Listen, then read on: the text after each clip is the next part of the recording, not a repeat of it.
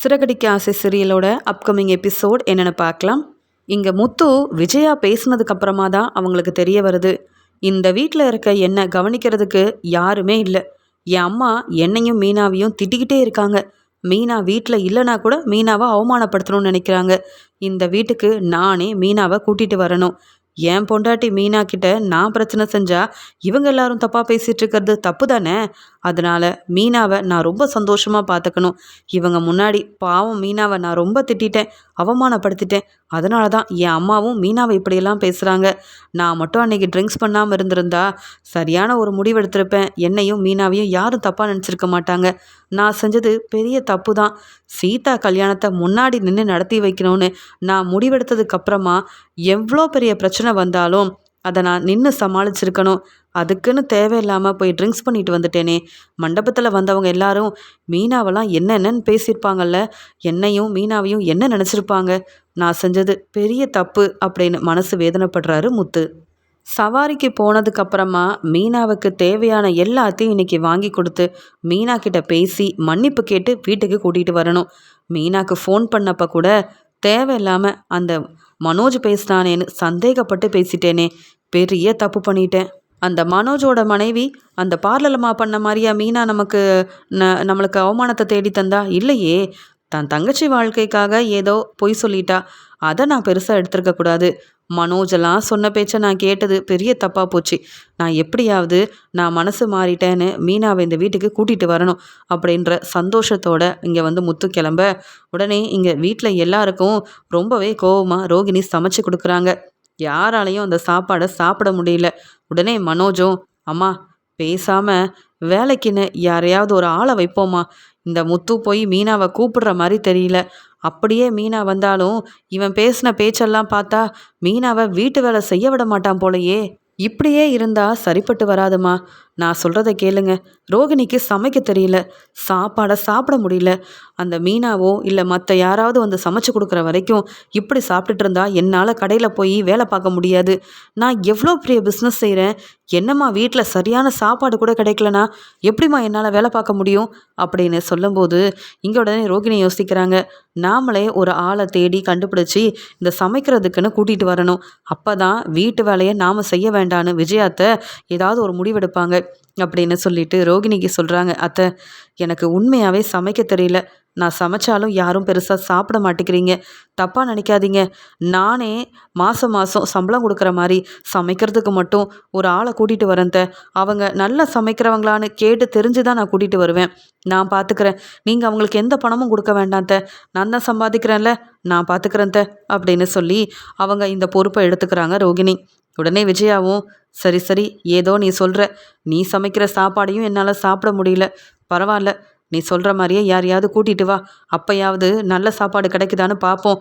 இல்லைனா மறுபடியும் நானே போய் மீனாவை நீ தான் என் மருமகன்னு சொல்லி வீட்டுக்கு கூட்டிகிட்டு வீட்டு வேலையை செய்ய வைக்கணும் போல். எனக்கு ஒன்றும் இங்கே நடக்கிறது கொஞ்சம் கூட பிடிக்க மாட்டேங்குது அப்படின்னு சொல்லிட்டு போகிறாங்க. இங்கே ரோகிணியும் அவங்களுக்கு தெரிஞ்சவங்க கிட்டலாம் சொல்கிறாங்க, யாராவது நல்லா சமைக்க தெரிஞ்சவங்க இருந்தால் சொல்லுங்களேன். வீட்டில் சமைக்கிறதுக்கு பெருசாக யாருமே இல்லை அப்படின்னு சொன்னதுனால ஒருத்தவங்க நான் நல்லா சமைப்பேங்க, அது மட்டும் இல்லை உங்களை பற்றி தெரியும், நீங்கள் பார்லரில் இங்கே ஸ்டாஃபாக வேலை பார்க்குறீங்கன்னு, அங்கே இங்கேன்னு ஏன் கேட்டுட்ருக்கீங்க, நானே நல்லா தான் சமைப்பேன் அப்படின்னு ரோகிணிக்கு தெரிஞ்சவங்க பேச, உடனே ரோகிணியும், பரவாயில்லையே நீங்களே வரதுனால எல்லாருக்கும் ஏற்ற மாதிரி என்னென்ன வேணும்னு கேட்டு சமைச்சு கொடுத்தீங்கன்னா அதுவே போதும். அப்போ தான் ஏன் அத்தைக்கிட்டேருந்து எனக்கு எந்த பிரச்சனையும் வராது அப்படின்னு ரோகிணி சொல்லிட்டு இருக்காங்க. ரோகிணி அவங்க வேலைக்குன்னு பார்த்த அந்த அம்மாவையும் வீட்டுக்கு கூட்டிகிட்டு போக, உடனே விஜயாவும், என்னாச்சு ரோகிணி இவங்க தானா, இன்னைக்காவது நல்லா சமைக்க சொல்லு அப்படின்னு என்னென்ன சமைக்கணும்னு விஜயா சொல்ல, உடனே அந்த அம்மாவும் கிச்சனில் போய் சமைக்கிறாங்க. இதை பார்த்துட்டு மனோஜும், பரவாயில்ல ரோகிணி, என் அம்மா கிட்ட நீ மாட்டிக்கிட்டேன்னு நினச்சேன். சரியான நேரத்தில் ஒரு ஆளை சமைக்க கூட்டிகிட்டு வந்துட்டேன். அவங்களாவது நல்லா சமைச்சு தருவாங்கல்ல, நல்லா விசாரிச்சு தானே கூப்பிட்டு வந்த. அம்மா மாதம் சம்பளத்தை நீயே தருன்னு சொல்லிட்ட. தினமும் உனக்கு கிடைக்கிற வருமானத்தையே எங்கள் அம்மா கிட்ட கொடுத்துட்ற. அப்புறம் எப்படி நீ இவங்களுக்கு பணம் கொடுப்பேன்னு கேட்க, ஏன் மனோஜ், உங்களை எல்லாருக்கும் சமைச்சு கொடுக்க தான் நான் ஆளை கூட்டிகிட்டு வந்திருக்கேன். உனக்கு இவங்களுக்கு கூட சம்பளம் கொடுக்க முடியாதா? பெரிய பிஸ்னஸ் செய்கிறேன்னு சொல்லிட்டு இருக்க, கடையோட ஓனராக இருக்கேன்னுலாம் பேசுகிற, நல்ல சாப்பாடு கிடைக்காதான்னு கேள்வி கேட்க தெரியுதுல்ல. அப்போ சமைச்சு கொடுக்குறவங்களுக்கு நீ தான் மாதம் மாதம் பணம் கொடுக்கணும். மீனா இந்த வீட்டுக்கு வரக்கூடாதுன்னா இதை நீ செஞ்சு தான் ஆகணும்.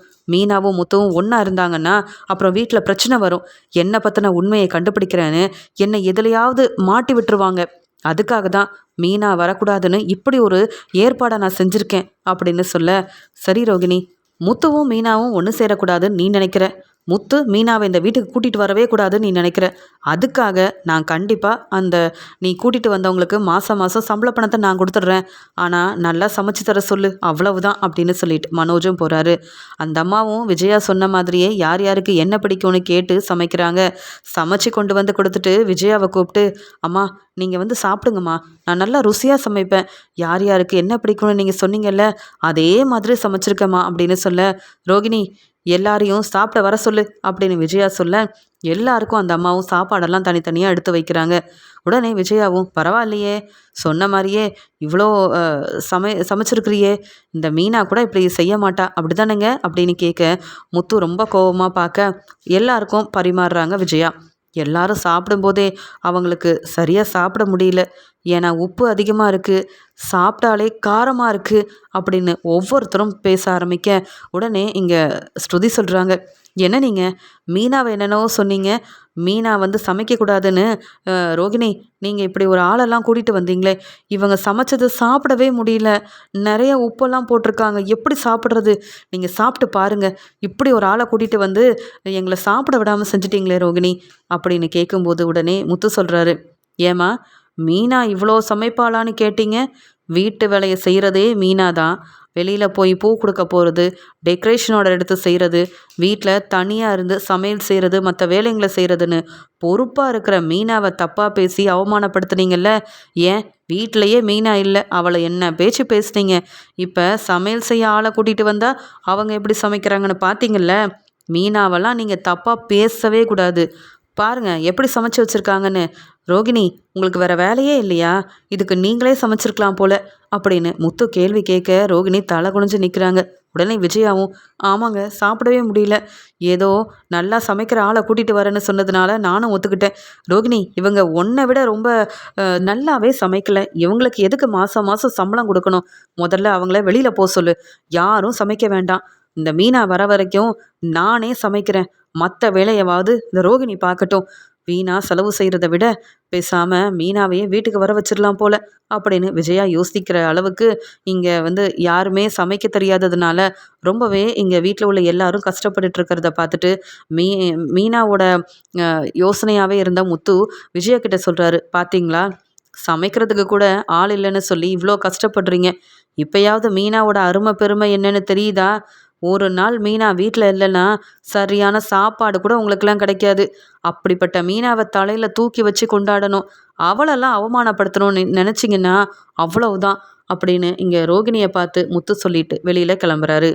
ரோகிணியோட அம்மா ரொம்பவே முடியலன்னு ஹாஸ்பிட்டலுக்கு போகணும்னு நினைக்கிறாங்க. அதனால் சரியாக கிறிஷையும் கவனிக்க முடியாத நிலமையில இருக்கிறாங்க.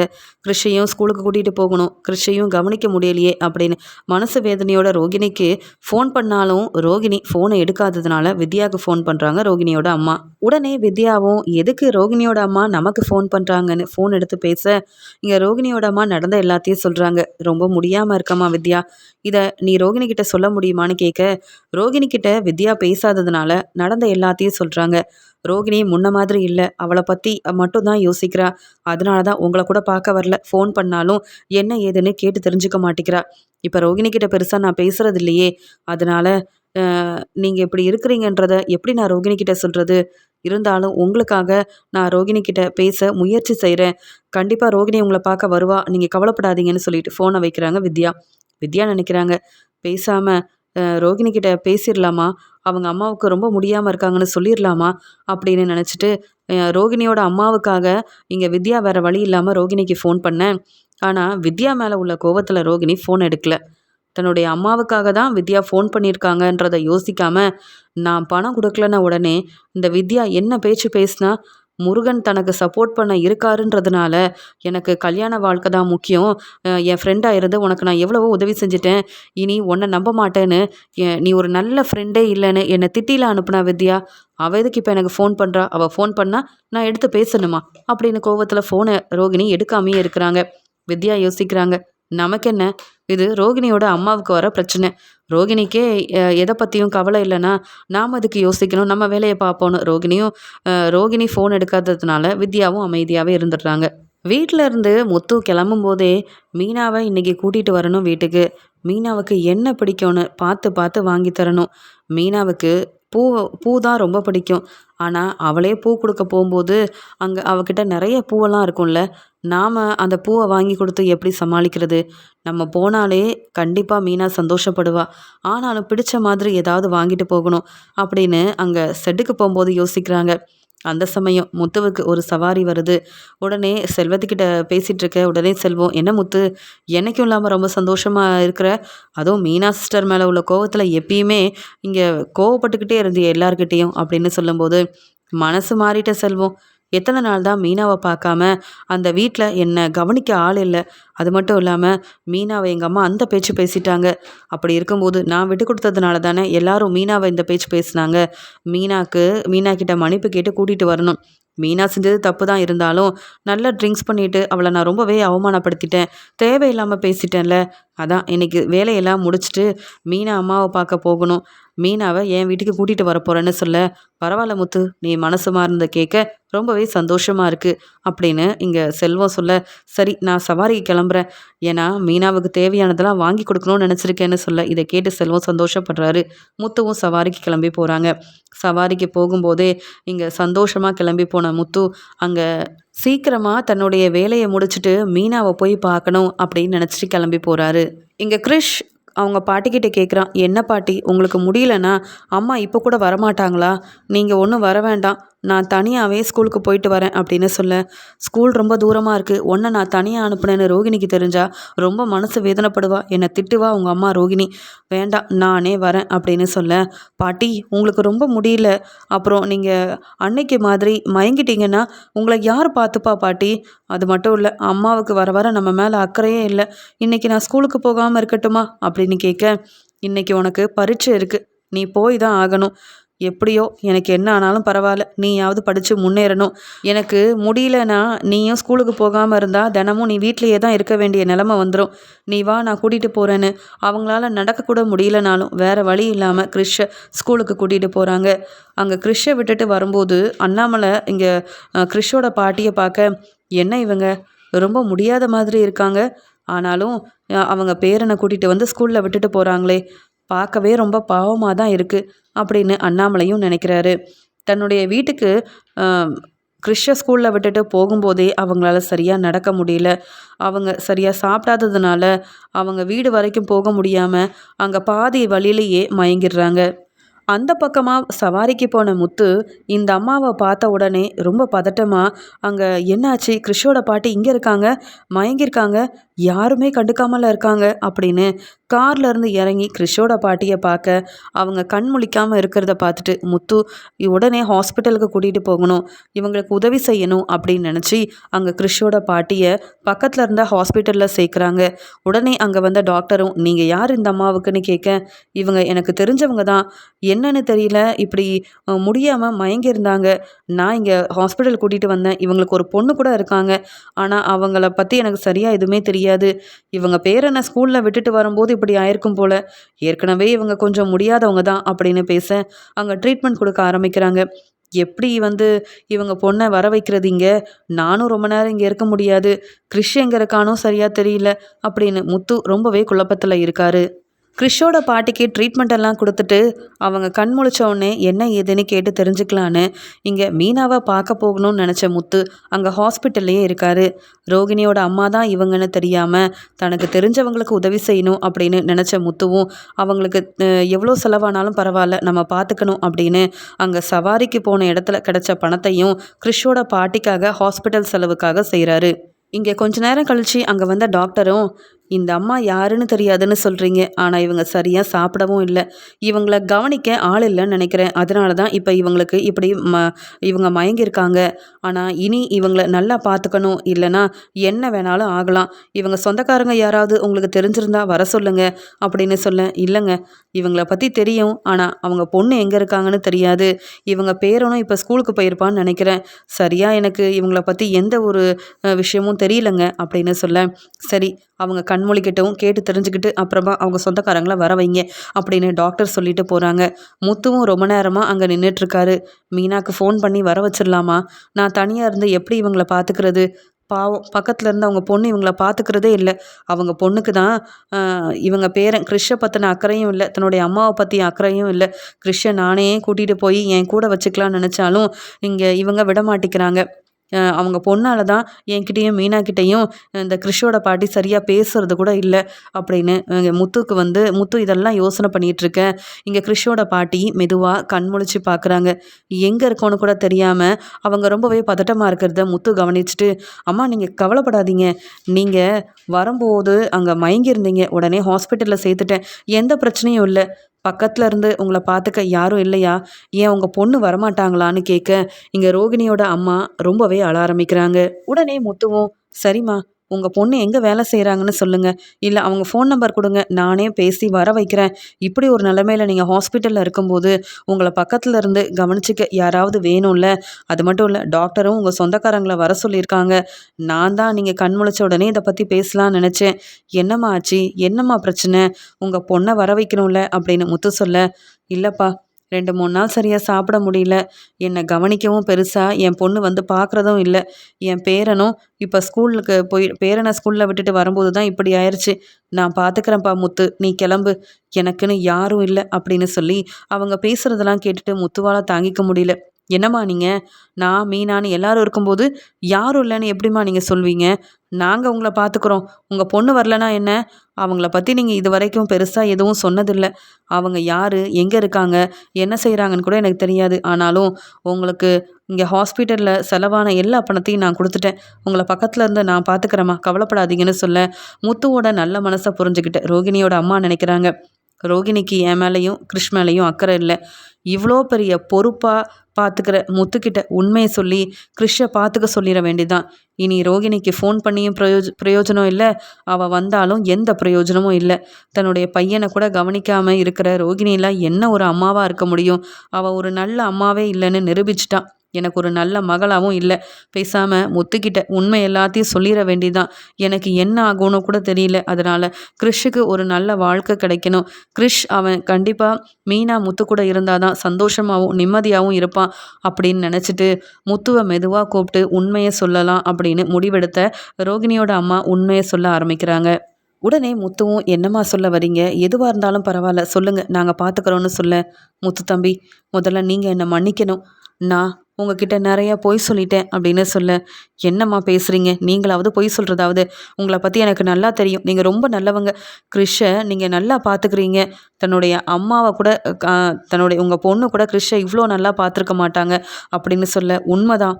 ஆனாலும் நான் சொல்ல வேண்டிய உண்மையெல்லாம் சொன்னாதான் இனி கிறிஷையும் நீங்களும் மீனாவும் நல்லா பார்த்துப்பீங்கல்ல அப்படின்னு கேட்க, கண்டிப்பாம்மா. ஆனால் என்னம்மா இப்படி ஒரு முடிவு எடுத்திருக்கீங்கன்னு கேட்கும்போது, கிறிஷை பற்றின உண்மையை நான் சொல்ல போகிறேன். கிறிஷோட அம்மா யாருன்னு தெரிஞ்சால் கண்டிப்பாக உங்களால் தாங்கிக்க முடியாது, என்னை நீங்கள் மன்னிக்கவே மாட்டீங்க அப்படின்னு அழுகிறாங்க. அதுக்கு உடனே முத்துவும், இதில் மன்னிக்க ஒன்றும் இல்லை, என்னைக்கு உண்மையை சொல்லணும்னு நீங்கள் நினச்சிட்டிங்களோ அன்னைக்கே திருந்திட்டீங்க. மற்றபடி உங்கள் மேலே எனக்கு என்றைக்கும் கோவம் வராது. எதுவாக இருந்தாலும் சொல்லுங்கம்மா, நான் பார்த்துக்கிறேன்னு சொல்கிறாரு முத்து. உடனே ரோகிணியோட அம்மா அழுதுகிட்டே, இங்கே கிறிஷோட அம்மா யாருன்னு உனக்கு தெரியாது, ஆனால் உங்கள் வீட்டில் இருக்கிற மனோஜோட மனைவி ரோகிணி தான் என்னுடைய பொண்ணு, கிறிஷோட அம்மாவும். இந்த ரோகிணிக்கு ஏற்கனவே கல்யாணம் ஆயிடுச்சு. அந்த உண்மையை மறைச்சி தான் மனோஜை கல்யாணம் பண்ணியிருக்கா. சொல்லப்போனால் இந்த உண்மை யாருக்கும் தெரியக்கூடாதுன்றதுக்காகவே கிறிஷை பற்றி யார்கிட்டையும் சொல்லக்கூடாதுன்னு என்கிட்டையும் சொல்லி வச்சுருந்தா அப்படின்ற உண்மையை சொல்ல, இதை கேட்ட முத்து பேரதிர்ச்சியோட, என்ன சொல்கிறீங்க? நீங்கள் சொல்கிறதெல்லாம் உண்மையா? ரோகிணி ஏற்கனவே கல்யாணமானவங்களா? கிறிஷ் ரோகிணியோட பையனா அப்படின்னு கேட்க, ஏன்பா முத்து, கேட்ட உடனே உன்னால் இதை தாங்கிக்க முடியலன்னு சொல்ல, அப்படி இல்லை, இதெல்லாம் நான் எதிர்பார்க்கவே இல்லை. நீங்களும் இவ்வளோ பெரிய உண்மையை மறைப்பீங்கன்னு நான் நினைக்கவே இல்லைம்மா. அதனால தான் நீங்களாவது உண்மையை சொல்லியிருக்கலாம்ல. இப்போ இப்படி ஒரு நிலமையில தான் நீங்கள் உண்மையை சொல்லணுமா என்ன? எங்கள் அம்மா எங்கள் அப்பான்னு எல்லாரும் அந்த ரோகிணியால் தலை குனிஞ்சு எவ்வளவோ அவமானப்பட்டிருக்காங்க. எங்கள் குடும்பத்தையே ரோகிணி ஏமாத்திருக்காங்க. அப்போ கூட இப்படி ஒரு உண்மையை ரோகிணி மறைப்பாங்கன்னு நாங்கள் யாருமே எதிர்பார்க்கலையே. அதனால தான் நான் கேட்குறேன் அப்படின்னு முத்து சொல்ல, உடனே இங்கே கிறிஷோட பாட்டி, உண்மைதான் முத்து, நானாவது இந்த உண்மையை சொல்லியிருக்கணும். என்னைக்காவது ரோகிணி திருந்துவா, அவளே உண்மையை சொல்லுவான்னு நினச்சேன். இத்தனை நாள் நான் பொறுமையாக இருந்தேன். இனி எனக்கு என்ன ஆனாலும் என்னை பார்க்கறதுக்கு ரோகிணி வரமாட்டா, தன்னுடைய பையனையும் கவனிக்க மாட்டான்னு ரோகிணியை பற்றி நல்லா புரிஞ்சுக்கிட்டேன். தன்னுடைய வாழ்க்கை முக்கியம்னு நினைக்கிற ரோகிணி அவள் பையனை பற்றி கூட யோசிக்கிறதில்ல. கிறிஷ் தினமும் ரோகிணியை பற்றி கேட்பான். தன்னுடைய அம்மா வருவாங்கன்னு எதிர்பார்த்து எதிர்பார்த்து இங்கே கிறிஷும் ரொம்ப ஏமாந்துட்டான். நானும் ஏமாந்துட்டேன். இப்படிப்பட்ட ஒரு நிலமையில எனக்கு வேற வழி தெரியல. உண்மையை சொல்லி தான் ஆகணும்னு முடிவெடுத்துட்டேன். எனக்காக ஒரே ஒரு உதவியை மட்டும் செய் முத்து. இந்த பிரச்சனையை பெருசாக்கி ரோகிணி அந்த வீட்டை விட்டு வெளியில் வரதை விட கிறிஷை உன் வீட்டில் உள்ள எல்லாரும் ஏற்றுக்கணும். ரோகிணியும் அது மட்டும் இல்லாமல் மனோஜும் கிறிஷை நல்லா பார்த்துக்கணும். இல்லைனா இந்த கிறிஷுக்கு நீங்கள் தான் எல்லா தேவையானதெல்லாம் செஞ்சு பார்த்துக்கணும். என் பொண்ணை பற்றி சொல்லி மாட்டி விடணுன்றது என்னுடைய எண்ணம் இல்லை. திருந்தவே திருந்தாத ரோகிணி கூட கிறிஷ் இருக்கிறத விட நீங்கள் நல்லா பார்த்துப்பீங்க. எனக்கு என்ன ஆனாலும் அவனை பார்த்துக்கிறதுக்குன்னு யாராவது வேணும்ல.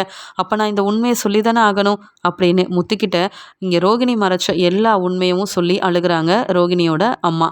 உண்மையை தெரிஞ்சுக்கிட்ட முத்துக்கு ரோகிணி மேலே ரொம்ப கோவம் வருது. இருந்தாலும் ரோகிணியோட அம்மா இப்போ தான் உண்மையை சொல்லணும்னு நினச்சிருக்காங்க. எத்தனையோ முறை வீட்டுக்கு வந்தப்போ கூட இவங்களும் உண்மையை மறைச்சிட்டாங்களே அப்படின்னு இங்கே முத்து என்ன செய்யன்னு தெரியாமல் நிற்கிறாரு.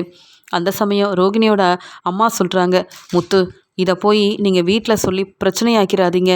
என்னதான் இருந்தாலும் ரோகிணி என்னுடைய பொண்ணு. கிறிஷை நீங்கள் நல்லா பார்த்துக்கணும் அப்படின்னு சொல்ல, கண்டிப்பாக ரோகிணி உங்களை பார்க்க வருவாங்க. ரோகிணி வருவாங்களா வரமாட்டாங்களான்னு கிறிஷ் ஒவ்வொரு நாளும் கஷ்டப்பட்டது எனக்கு புரியுது. அவங்க செய்ய வேண்டியதை செய்யணும். அது மட்டும் இல்லை, அங்கே மனோஜோட வாழ்க்கையில் வந்த ரோகிணி என் வீட்டில் என் அம்மா கிட்ட அவமானப்பட்டு தான் நிற்கிறாங்க. பெருசாக ஒன்றும் சந்தோஷமான வாழ்க்கையெல்லாம் அவங்க அந்த வீட்டில் அனுபவிக்கல. ஏன்னா செஞ்ச தப்புக்கு இன்னும் எங்கள் அம்மா ரோகிணியை மருமகளாக ஏற்றுக்கவே இல்லை. வீட்டு வேலையை செய்ய சொல்லி அவமானப்படுத்துகிறாங்க. தினமும் சம்பாதிக்கிற அங்கே பணத்தை கூட எங்கள் அம்மாவே வாங்கிடுறாங்க. ஆனால் உங்களை கவனிக்காமல் ரோகிணி இப்படியெல்லாம் விட்டுருப்பாங்கன்னு நான் எதிர்பார்க்கவே இல்லை. இதை முன்னாடியே சொல்லியிருந்தா பிரச்சனைக்கு ஒரு முற்றுப்புள்ளி வச்சுருக்கலாம். என் அப்பா கிட்ட இதை பற்றி நானே பேசியிருப்பேனே. ஆனால் நீங்களும் இவ்வளோ பெரிய தப்பு செஞ்சுருக்கிறீங்க. இந்த உண்மையை மறைச்சி என்னால் இதை ஏற்றுக்கவே முடியல அப்படின்னு முத்து சொல்கிறாரு. ஆனாலும் இவங்க இப்போ ஹாஸ்பிட்டலில் ரொம்ப முடியாமல் இருக்கும்போது இதை பற்றி பேசி ஒரு பிரயோஜனமும் இல்லைன்னு தெரிஞ்சுக்கிட்ட முத்து, நீங்கள் கவலைப்படாமல் இருங்க. உங்கள் பொண்ணு ரோகிணியை நான் கூட்டிகிட்டு வரேன். கிறிஷை நானும் மீனாவும் நல்லா பார்த்துப்போம். அந்த ஒரு நம்பிக்கை உங்களுக்கு இருக்குல்ல, அதுவே போதும். நீங்கள் நல்லா ரெஸ்ட் எடுங்க, நான் வரேன் அப்படின்னு சொல்லிட்டு முத்து அங்கேருந்து கிளம்புறாரு. பார்லர்லேருந்து வந்த ரோகிணியை விஜயாவும் வீட்டு வேலை எல்லாத்தையும் செய்ய சொன்னதால் ரொம்பவே கோவத்தில் மனோஜை ரோகிணி திட்டிகிட்டு இருக்காங்க.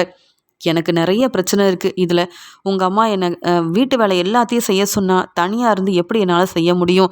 வீட்டில் இல்லாத மீனாவுக்கு முத்து சப்போர்ட் பண்ணுறாரு. உன் கூடயே இருக்கிறேன். என்ன நீ ஏன் கண்டுக்க மாட்டேங்கிற? எனக்கு ஏன் சப்போர்ட் பண்ண மாட்டேங்கிற? உங்கள் அம்மா பேசுகிறது எல்லாமே சரின்னு நினைக்கிறியா அப்படின்னு பிரச்சனை செஞ்சிட்ருக்க. முத்து ரொம்பவே கோவமாக வீட்டுக்கு போன உடனே அங்கே அண்ணாமலை கிட்ட, அப்பா எல்லாரையும் கூப்பிடுங்கப்பா, இன்னைக்கு ஒரு உண்மையை சொல்லணும். அது மட்டும் இல்லைப்பா, மீனாவை எல்லாரும் என்ன பேச்சு பேசுனீங்க, பொய் சொல்லிட்டான்னு.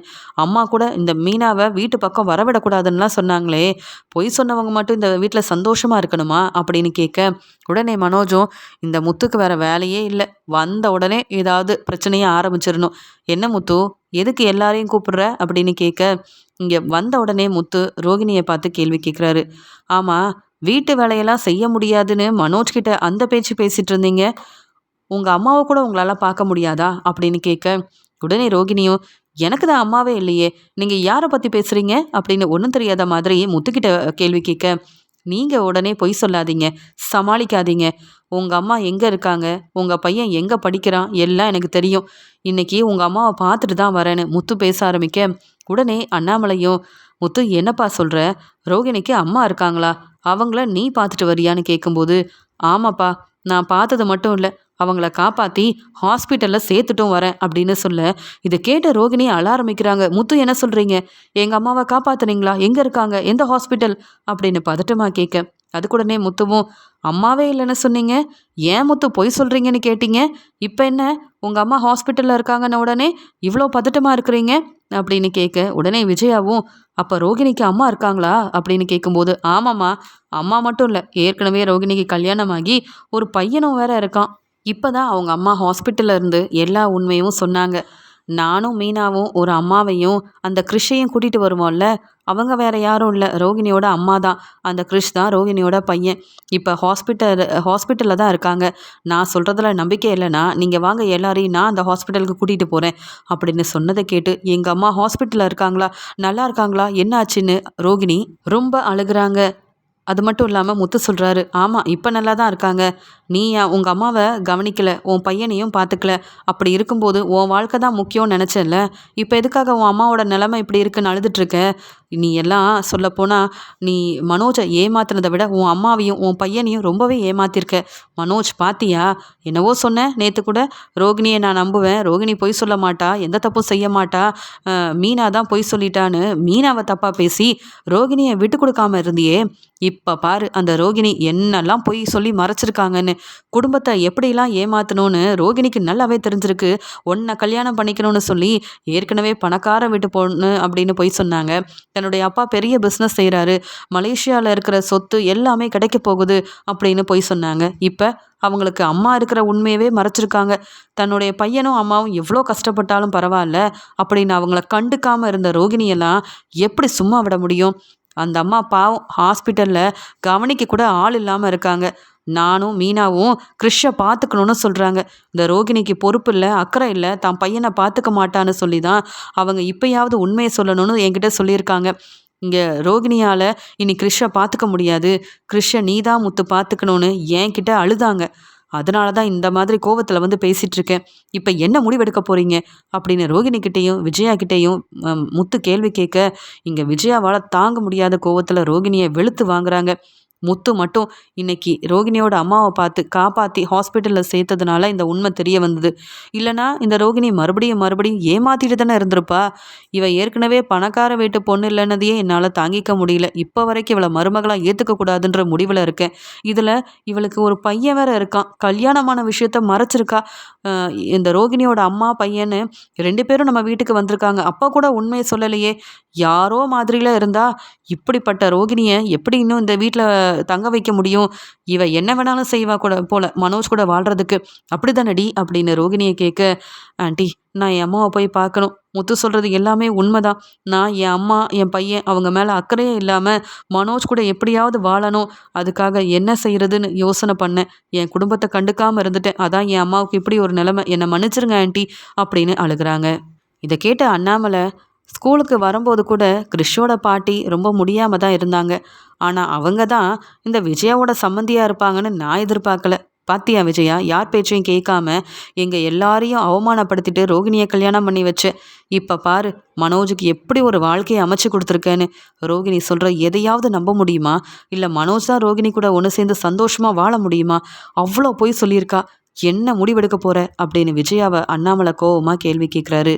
உடனே மனோஜும், என்ன ரோகிணி, முத்து சொல்லிக்கிட்டே இருக்கான் உன்னை பற்றின உண்மை எல்லாத்தையும், நீ என்னவோ அம்மாவை பார்க்கணுன்னு அழுதுட்ருக்க, அதெல்லாம் சரிதான், என்ன ஏமாத்திருக்கியே, என்ன பதில் சொல்ல போகிற? இப்படி ஏற்கனவே கல்யாணமான உண்மையெல்லாம் மறைச்சி என்னை எதுக்கு கல்யாணம் பண்ண? உன்னை பார்க்கவே பிடிக்கல, பேசாமல் உங்கள் அம்மாவை போய் நல்லா கவனிச்சிக்க, பார்த்துக்க, இனி என் வாழ்க்கையில் மட்டும் வரவே வராத. உனக்கு பையன் வேற இருக்கான், இந்த உண்மையெல்லாம் மறைச்சி என் கூட வாழணும்னு எதுக்காக நீ ஆசைப்பட்ட? என்னை ஏமாத்திட்ட, இனி உன்னை நம்பி உன் கூட நான் வாழவே மாட்டேன் ரோகிணி அப்படின்னு இங்கே மனோஜ் ஒரு முடிவெடுக்க, விஜயா இருந்த கோவத்தில் ரோகிணி தன்னுடைய அம்மாவை பார்க்கணும்னு நினச்சி அழுதுட்டு இருக்கும்போது, இங்கே ரோகிணி இந்த குடும்பத்தையே ஏமாத்திட்டாளே அப்படின்னு வெளுத்து வாங்குறாங்க விஜயா. இங்கே ஒரு பக்கம் தன்னுடைய அம்மா ஹாஸ்பிட்டலில் இருக்கிறாங்க, இன்னொரு பக்கம் இங்கே முத்து சொன்ன உண்மையால் வசமாக மாட்டிக்கிட்டேன், மனோஜ் விஜயாத்தன்னு எல்லாரும் என்னை திட்டுறாங்க, அவமானப்படுத்துகிறாங்க, வீட்டை விட்டே வெளியில் போக சொல்கிறாங்க. இப்போ நான் என்ன செய்யன்னு தெரியலையே, என் அம்மா பையனையும் சரியாக கவனிக்க முடியல, என் வாழ்க்கைக்காக மனோஜ் கூட சந்தோஷமாக வாழணும்னு நினச்சி பொய் சொன்னதால் என்னுடைய நிலைமை இப்படி ஆயிடுச்சே அப்படின்னு அழுதுகிட்டே நிற்கிறாங்க ரோகிணி. எல்லாரும் கேட்குற கேள்விக்கு பதில் பேச முடியல. உடனே ஸ்ருதி சொல்கிறாங்க, பாத்தீங்களா ஆண்டி, இப்போ கூட மீனாவை என்ன பேச்சு பேசி திட்டினீங்க. மீனா வீட்டு வேலை செய்ய தான் இருக்கான்னு சொன்னீங்களே, இந்த ரோகிணி ஏற்கனவே கல்யாணம் ஆகியிருக்காங்க. அதெல்லாம் மறைச்சி மனோஜை வேற கல்யாணம் பண்ணியிருக்காங்களே. இப்படி ஒரு மருமகளை இத்தனை நாள் உண்மை தெரியாமல் தலையில் தூக்கி வச்சுல கொண்டாடினீங்க. சொல்லப்போனால் மீனாவெல்லாம் நம்ம நல்லா பார்த்துக்கணும். அவ்வளோ பொறுப்பான மருமக. அவங்களையே புரிஞ்சுக்கல நீங்கள். இனி ரோகிணி சொன்ன பொய்யால் மனோஜோட வாழ்க்கையை என்ன செய்ய போகிறீங்க? மனோஜ், நீங்கள் இப்படி ஒரு முடிவெடுத்தாலும் ரோகிணி குடும்பத்தில் ஏமாத்திருக்காங்க அப்படின்னு இங்கே விஜயாவை எல்லாரும் ரோகிணிக்காக கேள்வி கேட்க விஜயா தலை குனிஞ்சு நிற்கிறாங்க. அப்போ தான் விஜயா புரிஞ்சுக்கிறாங்க. மீனா எவ்வளோ பொறுப்பாக இருந்தா. அவள் வீட்டில் இல்லைன்னா சமைக்க ஆள் இல்லை, நாங்கள் சரியாக சாப்பிடவும் இல்லை. அது மட்டுமா, இந்த ரோகிணியை விட மீனா எவ்வளவோ ஒரு நல்ல மருமக தான். அதை புரிஞ்சுக்காம இத்தனை நாள் மீனாவை அவமானப்படுத்தி பெரிய தப்பு பண்ணிட்டேன். இந்த ரோகிணி பெரிய பணக்கார வீட்டு பொண்ணுன்னு மீனாவை எவ்வளோ அவமானப்படுத்தியிருக்கேன், ஏளனமாக பேசியிருக்கேன். ஆனால் இந்த குடும்பத்தை மீனா நல்லா தானே பார்த்துக்கிட்டா. இந்த குடும்பத்தையே ஏமாத்தின ரோகிணி இனி இந்த வீட்டில் இருக்கவே கூடாது. முத்து, நீ போய் முதல்ல மீனாவை கூட்டிட்டு வா. மீனாவோட அருமை பெருமையை நான் புரிஞ்சுக்கிட்டேன். ஆனால் தப்புக்கு மேலே தப்பு செஞ்சு குடும்பத்தை ஏமாத்தின ரோகிணி இனி இந்த வீட்டில் இருக்கக்கூடாது. மீனா என் மருமக, ஆனால் இந்த ரோகிணியை நான் மருமகளாக ஏற்றுக்கவே மாட்டேன். போது ரோகிணி, இனி நீ அழுதாலும் கண்டிப்பாக நீ சொல்கிற எதையும் நாங்கள் நம்ப மாட்டோம். உன் அம்மா பையன் அவங்களையாவது போய் நல்லா பார்த்துக்க. அது மட்டும் இல்லை, மீனா இந்த வீட்டை பொறுப்பாக கவனிச்சுப்பான்ற நம்பிக்கை எனக்கு இருக்குது. இனி உன்னை நம்பினாதான் நாங்கள் எல்லாரும் ஏமாந்து போய் நிற்கணும். இனி இந்த வீட்டில் உனக்கு இடமே இல்லை அப்படின்னு விஜயா ரொம்ப கோபமாக பேச, என்ன முடிவெடுக்கன்னு தெரியாமல் ரோகிணியும் வசமாக மாட்டிக்கிட்டதால தலை குனிஞ்சு நிற்கிறாங்க ரோகிணி. ரோகிணியை பற்றின உண்மை தெரிஞ்ச உடனே இங்கே விஜயாவும் இதுக்கு மீனா எவ்வளவோ பரவாயில்லை அப்படின்னு சொல்லி மீனாவை நீ நம்ம வீட்டுக்கு கூட்டிட்டு வா முத்து அப்படின்னு விஜயா சொன்னதுனால இங்கே ரோகிணி வசமாக மாட்டிக்கிட்டதாலையும் ரோகிணி மேலே உள்ள கோவத்துலையும் எங்கள் அம்மா மீனாவோட அருமை பெருமையை புரிஞ்சுக்கிட்டாங்க அப்படின்னு நினைக்கிறாரு முத்து.